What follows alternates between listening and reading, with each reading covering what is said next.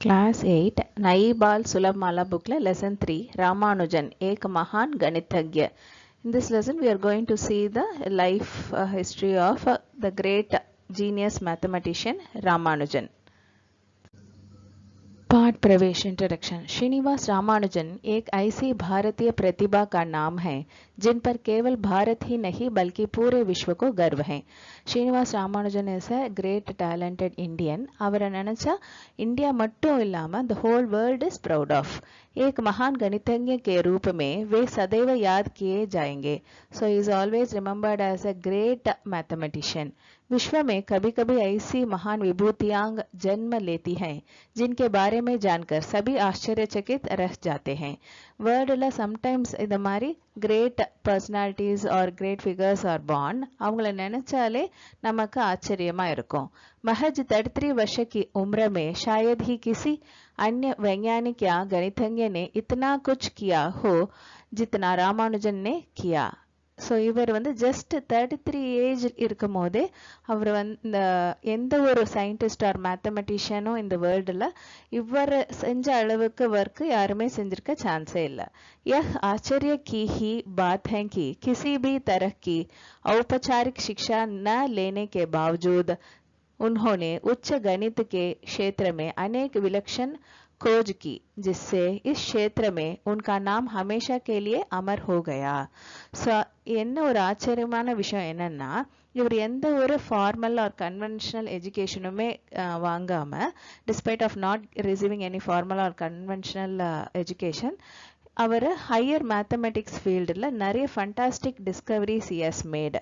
இதன் மூலமா அவர் ராமானுஜன் மேத்தமெட்டிக்ஸ் ஃபீல்டில் அவரோட பேர் எப்பவுமே வந்து இம்மார்டலா அழியாம நிலைச்சு இருக்கு. रामानुजन बचपन से ही विलक्षण प्रतिभा के धनी थे. रामानुजन வந்து குழந்தை பருவத்திலேருந்தே he had a fantastic talent. So he is a child prodigy. आपको यह जानकर हैरानी होगी कि उन्होंने गणित स्वयं सीखा और अपने चिर जीवन काल में गणित के 3884 प्रमेयों का संकलन किया. You will all be surprised to know that he learnt mathematics on his own. அதுக்கப்புறம் அவரோட லைஃப் டைம்ல டோட்டலா 3884 theories or theorems or formula வந்து அவர் கம்பைல் பண்ணியிருக்காரு. उनके द्वारा दिए गए अधिकांश प्रमेय गणितज्ञों द्वारा सही सिद्ध किए जा चुके हैं. ஸோ அவர் கொடுத்த அந்த 3000+ தியரிஸ்ல most of them have proved to be correct by other mathematicians. Srinivasa Ramanujan Iyengar का जन्म 22 दिसंबर 1887 को तमिलनाडु के ईरोड नामक गांव में एक पारंपरिक ब्राह्मण परिवार में हुआ था. श्रीनिवास रामानुजन अयंगारोட birth வந்து it happened on 22nd December 1887 in a village called Erode, which is in Tamil Nadu. He was born in a traditional Brahmin family. उनके पिताजी का नाम के श्रीनिवास अयंगर तथा माताजी का नाम कोमलतम्माल था. அவரோட அப்பா பேரு श्रीनिवास अयंगर, अम्मा பேரு कोमलतम्माल. रामानुजन जब 1 वर्ष के थे तभी उनका परिवार कुंभकोणम में आकर बस गया था. ராமானுஜனுக்கு 1 வயசு ஆன உடனே அவங்க ஃபேமிலி வந்து ஈரோடுல இருந்து இப்ப கும்பகோணம் வந்து செட்டில் ஆயிட்டாங்க. उनके पिता एक स्थानीय व्यापारी के पास मुनीम का कार्य करते थे. அவருடைய அப்பா வந்து அங்க லோக்கல் பிசினஸ் மேன் ஒருத்தர் கிட்ட அக்கௌண்டன்ட்டா வேலை செஞ்சார். அக்கௌண்டன்ட்னா கணக்கு பார்க்கறது, குமாஸ்தா வேலைன்னு சொல்லுவாங்க. बचपन में 3 वर्ष की आयु तक वे बोलना भी न सीख पाए थे तथा उनका बौद्धिक विकास दूसरे सामान्य बालकों के जैसा नहीं था.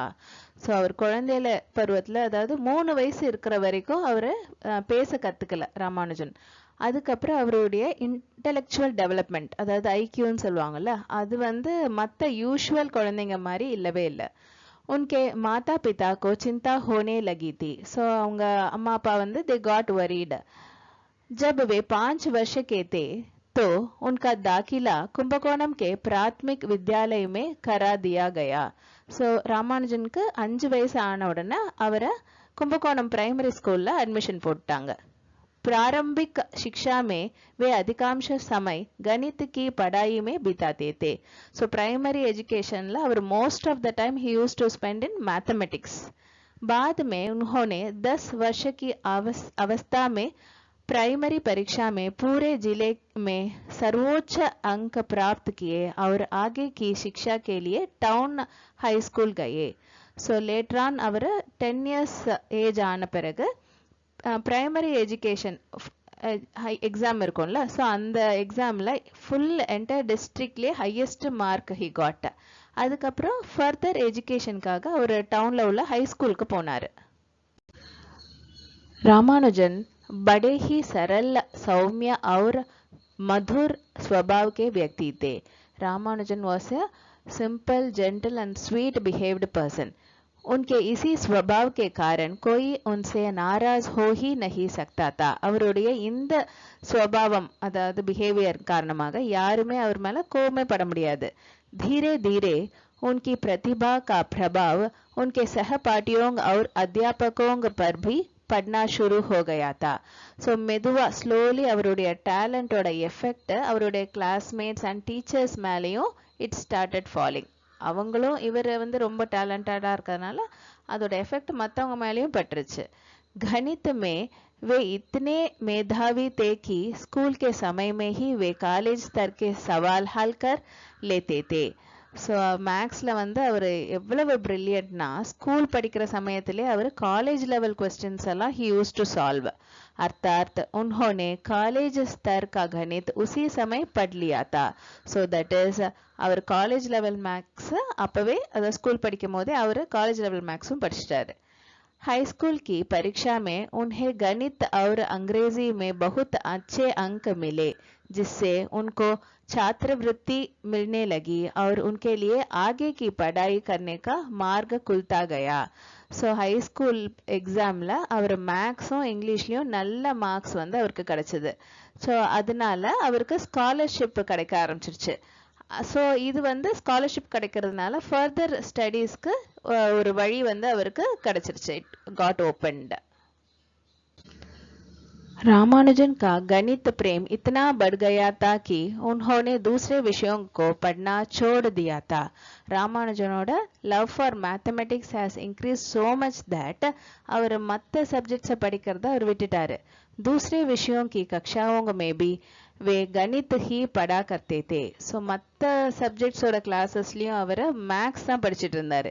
इसका परिणाम यह हुआ कि 11वीं कक्षा की परीक्षा में गणित को छोड़ सभी विषयों में वे फेल हो गए और उनकी छात्रवृत्ति बंद हो गई.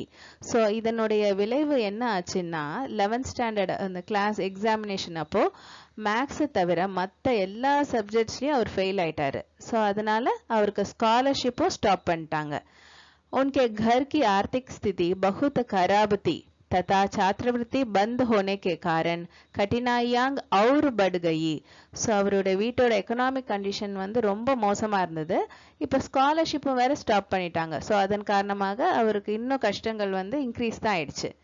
घर की आर्थिक स्थिति सुधारने के लिए रामानुजन ने कुछ स्थानों पर अकाउंटेंट का काम किया और गणित के ट्यूशन भी किए. ஸோ வீட்டோட எக்கனாமிக் கண்டிஷனை இம்ப்ரூவ் பண்ணுறதுக்காக ராமானுஜன் கொஞ்சம் இடத்துல அக்கௌண்டன்ட் வேலை பார்த்தாரு, मैथ्स ट्यूशनों எடுத்தாரு.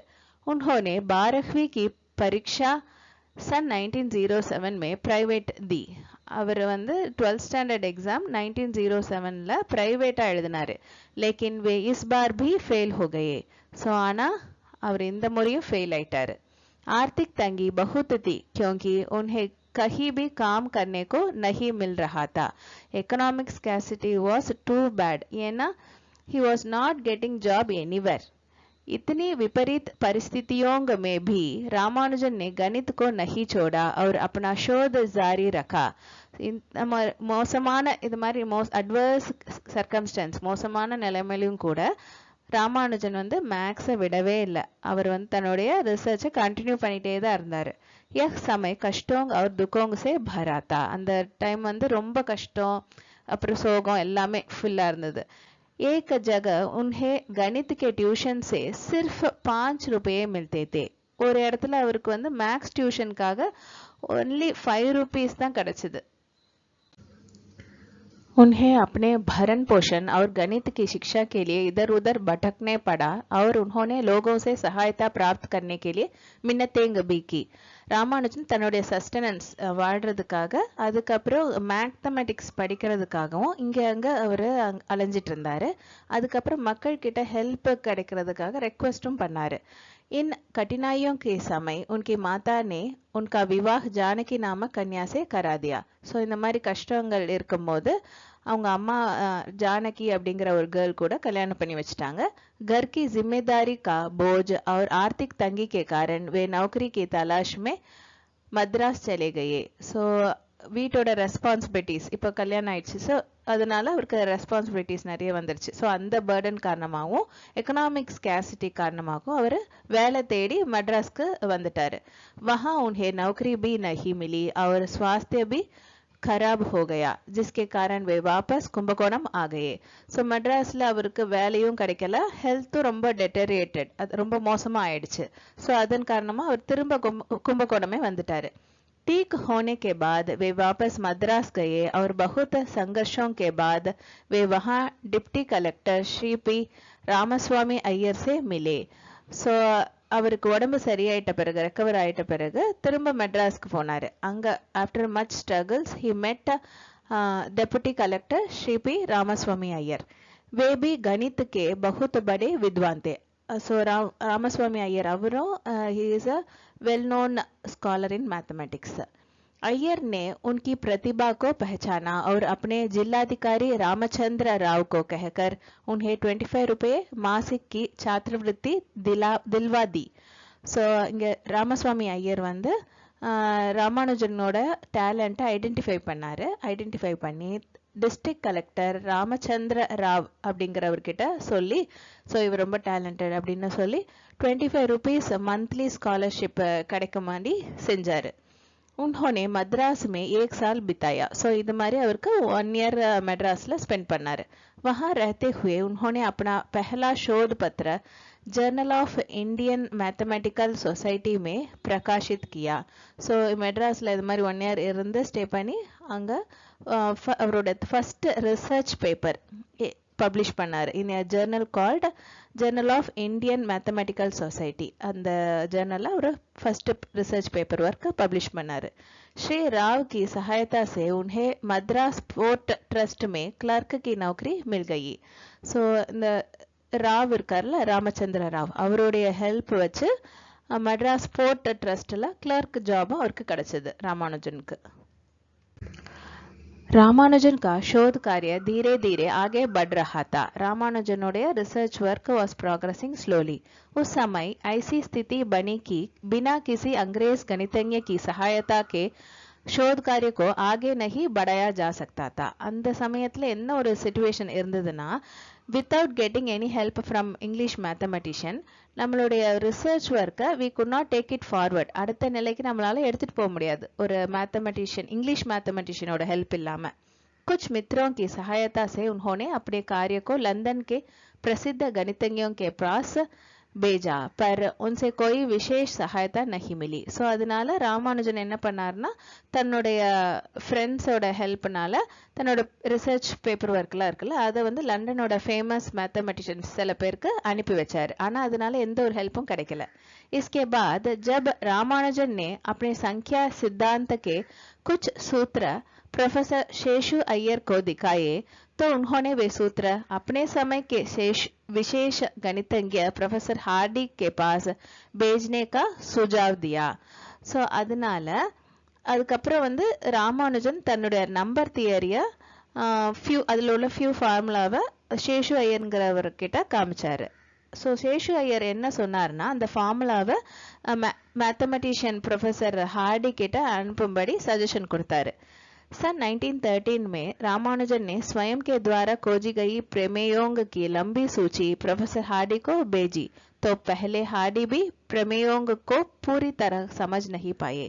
ஸோ இந்த இயர் 1913 ராமானுஜன் தான் கண்டுபிடிச்ச நிறைய தியரம்ஸ் எல்லாம் அதோட லாங் லிஸ்ட்டை ப்ரொஃபஸர் ஹார்டிக்கு அனுப்பி வச்சாரு. ஸோ அனுப்பி வச்சோன்னா அதை பார்த்துட்டு ப்ரொஃபஸர் ஹார்டினால ஃபர்ஸ்ட் அந்த தியரம்ஸ் எல்லாம் ஃபுல்லி அவரால் அண்டர்ஸ்டாண்ட் பண்ணிக்கவே முடியல. फिर अपने मित्र गणितज्ञों से सलाह ली, तो वे इस निष्कर्ष पर पहुंचे कि रामानुजन गणित के क्षेत्र में एक दुर्लभ व्यक्तित्व हैं. ஸோ அதுக்கப்புறம் ஹார்டி என்ன பண்ணாருன்னா தன்னுடைய அதர் மேத்தமேட்டிஷியன் ஃப்ரெண்ட்ஸ் இருப்பாங்கல்ல அவங்களோட அட்வைஸ் எடுத்துக்கிட்டு he came into a conclusion that Ramanujan mathematics ஃபீல்டில் ஒரு ரேர் பர்சனாலிட்டி அப்படிங்கிற கன்க்ளூஷனுக்கு ப்ரொஃபஸர் ஹார்டி வந்தார். हार्डी ने रामानुजन से पत्र व्यवहार किया और बाद में उन्हें कैम्ब्रिज आकर शोध कार्य करने का सुझाव दिया. ஸோ ப்ரொஃபஸர் ஹார்டி வந்து திரும்ப ராமானுஜனுக்கு கம்யூனிகேட் பண்ணியிருக்காரு. இவர் ஒருத்தர் தான் ரிப்ளை பண்ணியிருக்காரு. ஸோ அதுக்கப்புறம் அவர் என்ன சொன்னார்னா கேம்பிரிட்ஜ் வந்துருங்க, வந்து இங்கே ரிசர்ச் ஒர்க் பண்ணுங்க அப்படின்னு சஜஷன் கொடுத்தாரு. பஹலே தோ ராமானுஜன் நே மனா கியா, ஃபர்ஸ்ட் ராமானுஜன் வந்து ரெஃப்யூஸ் பண்ணிட்டாரு. फिर बाद में ராமானுஜன் தயார் हो गया, அப்புறம் லேட்டர் ஆன் ராமானுஜன் ஓகே அப்படின்ட்டு ரெடி ஆயிட்டாரு. हार्डी ने रामानुजन के लिए कैम्ब्रिज के ट्रिनिटी कॉलेज में प्रबंध किया. ப்ரொஃபஸர் ஹார்டி ராமானுஜனுக்காக கேம்பிரிட்ஜ் யூனிவர்சிட்டியில் உள்ள ட்ரைனிட்டி காலேஜில் அரேஞ்ச்மெண்ட்ஸ்லாம் பண்ணியிருந்தாரு. यहाँ से रामानुजन के जीवन का नया युग प्रारंभ हुआ. ஸோ இங்கேருந்து தான் ராமானுஜனுக்கு புது எரா, அவரோட லைஃப்பில் புது எரா வந்து ஸ்டார்டட். हार्डी और रामानुजन की मित्रता दोनों के लिए लाभप्रद साबित हुई. So professor Hardy and Ramanujan நடுவில் உள்ள ஃப்ரெண்ட்ஷிப்பை ரெண்டு பேருக்குமே it proved to be beneficial, ரெண்டு பேருக்குமே லாபகரமாக இருந்தது. दोनों ने मिलकर कई शोध पत्र प्रकाशित किए और एक विशेष शोध के लिए कैम्ब्रिज विश्वविद्यालय ने रामानुजन को BA की उपाधि भी दी. ஸோ ரெண்டு பேரும் ப்ரொஃபஸர் ஹார்டியும் ராமானுஜனும் சேர்ந்து நிறைய ரிசர்ச் பேப்பர் ஒர்க்கை பப்ளிஷ் பண்ணாங்க, ரெண்டு பேர் சேர்ந்து. அதுக்கப்புறம் அவங்களுடைய ஒரு ஸ்பெஷலான ரிசர்ச்காக கேம்பிரிட்ஜ் யூனிவர்சிட்டி ராமானுஜனுக்கு BA டிகிரியும் கொடுத்தாங்க. इंग्लैंड की जलवायु और रहन सहन रामानुजन के अनुकूल नहीं था. इंग्लैंडோட கிளைமேட் அப்புறம் அங்குள்ள லைஃப் ஸ்டைல்லாம் ராமானுஜனுக்கு ஃபேவரபிளாகவே இல்லை. उनका स्वास्थ्य खराब होता गया. ஸோ அவருடைய ஹெல்த் வந்து ரொம்ப மோசமாயிட்டே இருந்தது. बाद में पता चला उन्हें क्षय रोग हो गया है. So later on it was found that அவருக்கு டியூபர்குலோசிஸ் ஏற்பட்டிருக்கு அப்படின்ட்டு டயக்னோஸ் பண்ணிட்டாங்க. டியூபர்குலோசிஸ்னா காச நோயின்னு சொல்லுவாங்கல்ல, அதுதான். उस समय क्षय रोग की कोई दवा नहीं होती थी और लोगों को स्वास्थ्य लाभ के लिए सैनिटोरियम में रहना पड़ता था. ஸோ அந்த சமயத்தில் டியூபர்குலோசிஸ், அதாவது டிபி காச நோய்க்கு வந்து எந்த ஒரு மெடிசனுமே இல்லை. ஸோ அதனால அது வந்து கம்யூனிகபிள் கூட, ஸோ ஒருத்தர்கிட்டருந்து இன்னொருத்தருக்கு வந்துடும். ஸோ அதனால அந்த மாதிரி பாதிக்கப்பட்டவங்கள தனியாக சானிட்டோரியமில் வச்சு தங்க வச்சு அவங்க ஹெல்த்தை இம்ப்ரூவ் பண்ணி அனுப்புவாங்க. So Ramanujan was also made to stay in sanatorium. Ramanujan को भी कुछ दिनों तक वहाँ रहना पड़ा. सो அதனால ராமானுஜன் को for few days he had to stay in the sanatorium. इसके बाद रामानुजन को रॉयल सोसाइटी का फेलो नामित किया गया.